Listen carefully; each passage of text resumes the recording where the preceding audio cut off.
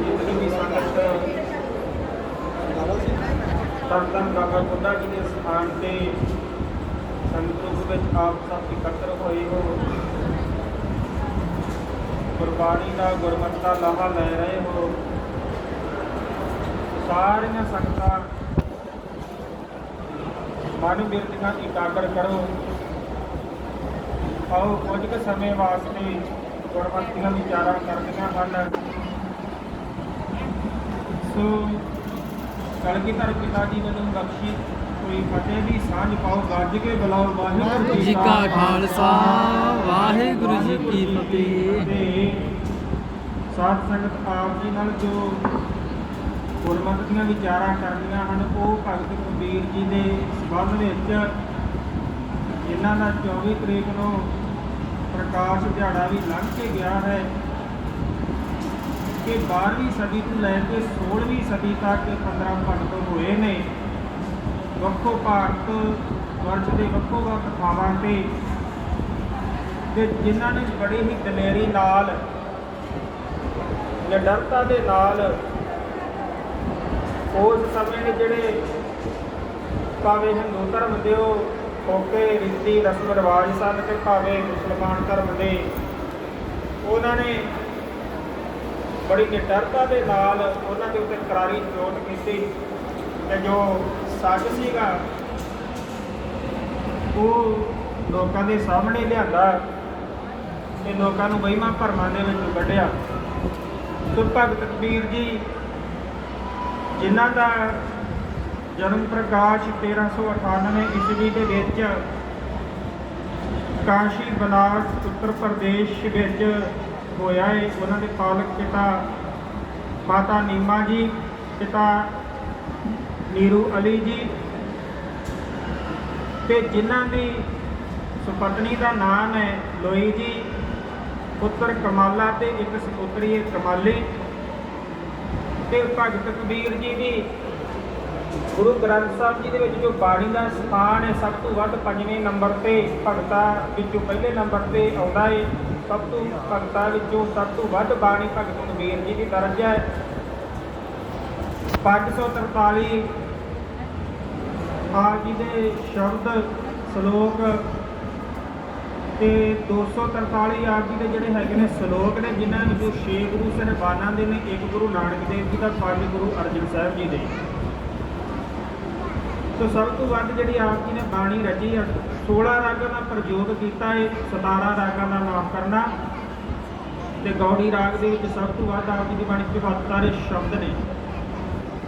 तो साध संगत इन्हां दे मुरशद सन भगत रामानंद जी, जिन्हां दा गुरु ग्रंथ साहब जी दे पावन शब्द है, कत जाइए रे कर लागो रंग, मेरा चितना चला मन भयो अंग। सो भगत कबीर जी जिन्हां दे नाल ब्राह्मणां ने कई मन घड़त साखियां जोड़ियां होईयां ने। मैं सिर्फ आप जी का गुरबाणी नाल ही साझ पाउणी उन्हां दी। सो भगत कबीर जी ने जिहड़े दलेरी सुभाਅ दे नाल, जिहड़ी निडरता दे नाल उस समय दे रीति रिवाजां ते करारी चोट कीती, लोगों को वहिमां भरमां दे विचों कढिया। आप जी का शब्द है, गर्भवास में कुल नहीं जाती, ब्रह्म बेंदते सब उत्पाती, कहो रे पंडित बामण कब के होए, बामण कह कह जन्म मत होए। 324 अंग के पावन शब्द है भगत कबीर जी का। सीधा कहते ने भगत कबीर जी,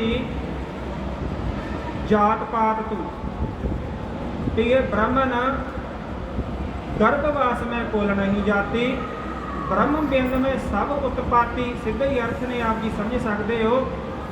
कहो रे पंडित बामण कब के होए, बामण कह कह जन्म मत होए। दसो हाँ भला बामण कदों दे होए ने। एवं अपने आप को बामण बामण कह के ते अपना जिहड़ा जन्म है वो व्यर्थ ना गवाओ। जब तू ब्राह्मण ब्रह्मणी जाया तो आड़ बाट काहे नहीं आया, तुम कद ब्राह्मण हम कद सूद। तुसी लोग ब्राह्मण किवें जे ते असीं शूद्र किवें आ। ਕਿਵੇਂ ਤੁਸੀਂ ਬ੍ਰਾਹਮਣ ਬਣ ਗਏ, ਅਸੀਂ ਸ਼ੂਦਰ ਰਹਿ ਗਏ।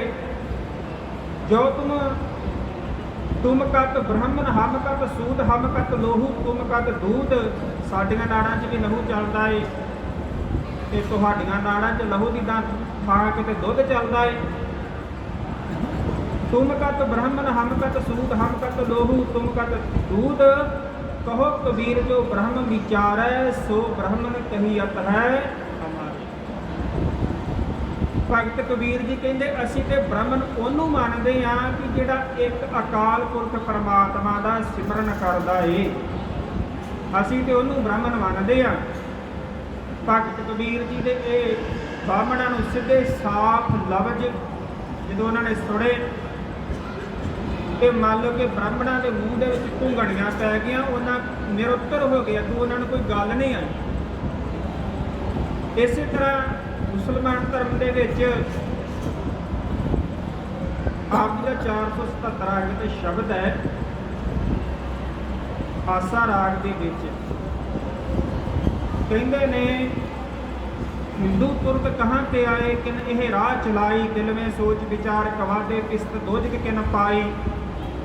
ਕਾਜੀ ਤੇ ਕਵਨ ਕਿਤੇਬ ਬਖਾਨੀ ਪੜਤ ਗੁਣਤ ਐਸੇ ਸਭ ਮਾਰੇ ਕਿਨਹੂ ਖਬਰ ਨਾ ਜਾਨੀ। ਇਹ ਕਾਜੀ ਦੇ ਮੁੱਲੋਂ ਇਹ ਦੱਸੋ ਕਿ ਹਿੰਦੂ ਤੇ ਮੁਸਲਮਾਨ ਕਿੱਥੋਂ ਆਏ ਨੇ ਇੱਕ ਪਰਮਾਤਮਾ ਤੋਂ ਬਿਨਾਂ। ਇਹ ਕਿੰਨੇ ਮੁਸਲਮਾਨ ਤੇ ਧਰਮ ਰਾਹ ਕਿੰਨੇ ਜਲਾਏ ਨੇ ਜਦੋਂ ਇੱਕ ਪਰਮਾਤਮਾ ਤੋਂ ਸਾਰੇ ਜੀਵ ਆਏ ਨੇ। ਅਵਲ ਅੱਲੇ ਨੂਰ ਉਪਾਇਆ ਕੁਦਰਤ ਕੇ ਸਭ ਬੰਦੇ ਏਕ ਨੂਰ ਤੇ ਜਬ ਸਭ ਜਬ ਉਪਜਿਆ ਕੌਣ ਭਲੇ ਕੋ ਮੰਦੇ ਫਿਰ ਭਲਾ ਕੌਣ ਹੈ ਤੇ ਬੁਰਾ ਕੌਣ ਹੈ। ਵਿਤਕਰਾ ਕਿਹਦੇ ਨਾਲ ਕਰਨਾ ਜਦੋਂ ਸਾਰੇ ਪਰਮਾਤਮਾ ਤੋਂ ਆਏ ਨੇ। ਤੂੰ ਕਿਹੜੀਆਂ ਕਿਤਾਬਾਂ ਪੜ੍ਹੀਆਂ ਕਿ ਜਿਹਦੇ ਵਿੱਚ ਲਿਖਿਆ ਹੈ, ਜਿਹਦੇ ਵਿੱਚ ਤੂੰ ਦੱਸਣ ਡਿਆ ਹੈ ਕਿ ਜਿਹੜਾ ਮੁਸਲਮਾਨ ਬਣ ਗਿਆ ਉਹ ਸਿੱਧਾ ਸਵਰਗਾਂ 'ਚ ਜਾਊ, ਦਹਿਸ਼ਤ ਵਿੱਚ ਜਾਊਗਾ, ਤੇ ਜਿਹੜਾ ਕੋਈ ਹਿੰਦੂ ਰਹਿ ਗਿਆ ਉਹ ਨਰਕ ਵਿੱਚ ਜਾਊਗਾ। ਕਹਿੰਦੇ ਐਵੇਂ ਤੂੰ ਇਹ ਵਾਧੂ ਦੀਆਂ ਫਾਲਤੂ ਦੀਆਂ ਬਹਿਸਾਂ ਛੱਡ। ਹਿੰਦੂ ਤੁਰਕ ਕਹਾਂ ਤੇ ਆਏ ਕਿਨ ਇਹ ਰਾਹ ਚਲਾਈ ਦਿਲ ਮੇਂ ਸੋਚ ਵਿਚਾਰ ਕਵਾਦੇ ਕਿਸਤ ਦੋਜਕ ਕਿਨ ਪਾਏ। ਅੱਗੇ ਕਹਿੰਦੇ ਨੇ ਕਾਜੀ ਤੇ ਕਵਨ ਕਤੇਬ ਬਖਾਨੀ ਪੜਤ ਗੁਣਤ ਐਸੇ ਸਭ ਮਾਰੇ ਕਿਨਹੂ ਖਬਰ ਨਾ ਜਾਨੀ। ਰਹਾਉ ਸਖਤ ਸਨੇਹ ਕਰ ਸੁਨਤ ਕਰੀਏ ਮੈਂ ਨਾ ਬਦਊਗਾ ਭਾਈ। ਸਖਤ ਸਨੇਹ ਕਰ ਸੁਨਤ ਕਰੀਏ ਮੈਂ ਨਾ ਬਦਊਗਾ ਭਾਈ। ਜੌੜੇ ਖਦਾਏ ਮੋਹੇ ਤੁਰਕ ਕਰੇਗਾ ਆਪਨ ਹੀ ਕਟ ਜਾਈ। ਸੁਨਤ ਕੀਏ ਤੁਰਕ ਜੇ ਹੋਏਗਾ ਔਰਤ ਕਿਆ ਕਿਆ ਕਰੀਏ। ਅਰਧ ਸਰੀਰੀ ਨਾਰ ਨਾ ਛੋਟੇ ਤਾਂ ਤੇ ਹਿੰਦੂ ਹੀ ਰਹੀਏ। ਸ਼ਾਟਕ ਤੇ ਬਰਾਮ ਪਟ ਬੌਰੇ ਜ਼ੁਲਮ ਕਰਤ ਹੈ ਭਾਰੀ। ਕਬੀਰ ਪਕੜੇ ਠੀਕ ਰਾਮ ਕੀ ਤੁਰਕ ਰਹੇ ਪਜਹਾਰੀ। ਹੁਣ ਜਿਹਨੂੰ ਉਹਨਾਂ ਭਗਤ ਕਬੀਰ ਜੀ ਨੇ ਕਹਿੰਦੇ ਮੈਂ ਤੇ ਇੱਕ ਅਕਾਲ ਪੁਰਖ ਦਾ ਉਹ ਆਸਰਾ ਲਿਆ ਏ। ਤੂੰ ਵੀ ਜਿਹੜਾ ਇਹ ਮਜ਼ਹਬੀ ਕਿਤਾਬਾਂ ਦੇ ਵਿੱਚ ਪੈ ਕੇ ਐਸਾ ਕਰਦਾ ਹੈ ਆਪਣੇ ਆਪ ਤੇ ਜ਼ੁਲਮ ਕਰ ਰਿਹਾ ਹੈ। ਇੱਕ ਪਰਮਾਤਮਾ ਦਾ ਕੋਟ ਆਸਰਾ ਫੜੋ। ਹੁਣ ਇੱਕ ਆਪਾਂ ਸ਼ਬਦ ਹੋਰ ਪੜ੍ਹਦੇ ਹਾਂ ਸਿੱਧਾ ਕਹਿੰਦੇ ਅੰਤਰ ਮੈਲ ਜੇ ਤੀਰਥ ਨਾਵੇ ਤਿਸ ਬੈ ਕੀਠ ਨਾ ਜਾਣਾ। ਲੋਕ ਕਟੀਲੇ ਕਸ਼ੀ ਨੂੰ ਹੋਵੇ ਨਾਹੀ ਰਾਮ ਗਿਆਨਾ। ਜੇ ਤੇਰੇ ਅੰਦਰ ਵਿਕਾਰਾਂ ਦੀ ਮੈਲ ਹੈ ਤੇ ਬਾਹਰੋਂ ਤੀਰਥਾਂ ਤੇ ਨਹਾ ਜੇ ਫਿਰ ਤੇਰਾ ਕੀ ਫਾਇਦਾ ਹੈ, ਕੀ ਲਾਭ ਹੈ ਤੇਰਾ।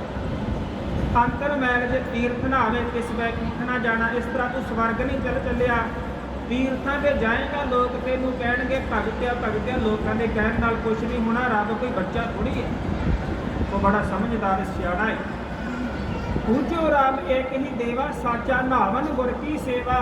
ਪਰਮਾਤਮਾ ਦੀ ਸਿਫਤ ਸਲਾਹ ਦੀ ਬਾਣੀ ਪੜ੍ਹਨੀ ਹੀ ਜਿਹੜੇ ਪਰਮਾਤਮਾ ਦੀ ਅਸਲੀ ਜਿਹੜਾ ਇਹ ਕੰਮ ਹੈ, ਅਸਲੀ ਕਾਰਜ ਹੈ। ਇੱਕ ਪਰਮਾਤਮਾ ਦੀ ਹੀ ਪੂਜਾ ਕਰੋ। ਤੇ ਫਿਰ ਕਹਿੰਦੇ ਨਾ ਵੀ ਇੱਕ ਹੋਰ ਵੱਡਾ ਕ੍ਰਾਂਤੀਕਾਰੀ ਕੰਮ ਕੀਤਾ। ਬ੍ਰਾਹਮਣਾਂ ਨੇ ਗੱਲ ਫੈਲਾਈ ਕਿ ਜਿਹੜਾ ਬੰਦਾ ਬਨਾਰਸ ਵਿੱਚ ਮਰੂਗਾ ਉਹ ਸਿੱਧਾ ਸਵਰਗਾਂ 'ਚ ਜਾਊਗਾ। ਇਹ ਧਰਤੀ ਬੜੀ ਪਵਿੱਤਰ ਹੈ। ਤੇ ਜਿਹੜਾ ਮਗਹਰ ਦੀ ਧਰਤੀ ਤੇ ਮਰੂਗਾ ਉਹ ਨਰਕਾਂ 'ਚ ਜਾਊਗਾ। ਭਗਤ ਕਬੀਰ ਜੀ ਸਾਰੀ ਉਮਰ ਉੱਥੇ ਰਹੇ ਤੇ ਜਦੋਂ ਬਨਾਰਸ ਵਿੱਚ ਤੇ ਜਦੋਂ ਉਹਨਾਂ ਦਾ ਅੰਤ ਸਮਾਂ ਸੀ ਉਹ ਮਗਹਰ ਦੀ ਧਰਤੀ ਤੇ ਆ ਗਏ। ਇਹ ਥੋੜੀ ਧਾਰਨਾ ਤੇ ਕਰਾਰੀ ਸੱਟ ਮਾਰੀ, ਕਹਿੰਦੇ ਕੋਈ ਥਾਂ ਨਹੀਂ ਪਵਿੱਤਰ ਹੁੰਦੀ ਜੇ ਬੰਦੇ ਨੇ ਮਾੜੇ ਕੰਮ ਕੀਤੇ ਤੇ ਉਹ ਸਵਰਗਾਂ ਵਿੱਚ ਕਿਵੇਂ ਚਲ ਜਾਊਗਾ। ਜਿਹੜੇ ਬੰਦੇ ਨੇ ਚੰਗੇ ਕੰਮ ਕੀਤੇ ਨਾ ਉਹ ਮਗਹਰ ਦੀ ਧਰਤੀ ਤੇ ਵੀ ਜੇ ਉਹ ਸਰੀਰ ਸਵਾਸ ਤਿਆਗਦਾ ਏ ਤੇ ਉਹ ਵੀ ਸਵਰਗਾਂ ਨੂੰ ਜਾਊਗਾ। ਹਰ ਕਾ ਸੰਤ ਮਰੇ ਹੜੰਬੈ ਨਰਕ ਨਾ ਬਾਚਿਆ ਜਾਈ। ਹਰ ਕਾ ਸੰਤ ਮਰੇ ਹੜੰਬੇ ਨਰਕ ਨਾ ਬਾਚਿਆ ਜਾਈ। ਕਹਿੰਦੇ ਜਾਂ ਤਾਂ ਸਗਲੀ ਸੈਨ ਤਰਾਈ। ਜਿਹੜਾ ਮਗਹਰ ਦੀ ਧਰਤੀ ਤੇ ਜੇ ਆਪਣੇ ਸਵਾਸ ਤਿਆਗੇਗਾ ਨਾ, ਜਿਹੜਾ ਪ੍ਰਮਾਤਮਾ ਦਾ ਨਾਮ ਸਿਮਰਨ ਕਰਦਾ ਸੀ, ਉਹ ਆਪਣੇ ਨਾਲ ਹੋਰ ਵੀ ਕਈ ਲੋਕਾਂ ਨੂੰ ਤਾਰ ਲਵੇਗਾ। ਹੁਣ ਗੁਰਮਤਿ ਪਿਆਰਿਓ, ਭਗਤ ਕਬੀਰ ਜੀ ਜਾ ਰਹੇ ਮਾਫ ਕਰਨ ਲੰਮੇ ਪਏ ਨੇ ਤੇ ਭਗਤ ਰਾਮਾਨੰਦ ਜੀ ਆ ਰਹੇ ਨੇ। ਪੈਰ ਨੂੰ ਠੇਡਾ ਲੱਗਾ, ਕਹਿੰਦੇ ਉੱਠੋ ਰਾਮ ਕੇ ਰਾਮ ਕਰੋ। ਭਾਈ ਗੁਰਦਾਸ ਜੀ ਬਾਰ 15ਵੀਂ ਪੌੜੀ 10ਵੀਂ। ਹੋਏ ਬਿਰਖਤ ਬਨਾਰਸੀ ਰਹਿੰਦਾ ਰਾਮਾਨੰਦ ਗੁਸਾਈ। ਅੰਮ੍ਰਿਤ ਵੇਲੇ ਉੱਠ ਕੇ ਜਾਂਦਾ ਗੰਗਾ ਨਹਾਵਨ ਤਾਈ। ਅੱਗੂ ਹੀ ਦੇ ਜਾਏ ਕੇ ਲੰਮਾ ਪਿਆ ਕਬੀਰ ਤੇ ਥਾਈ। ਪੈਰੀ ਤੁਮ ਉਠਾਲਿਆ ਬੋਲੋ ਰਾਮ।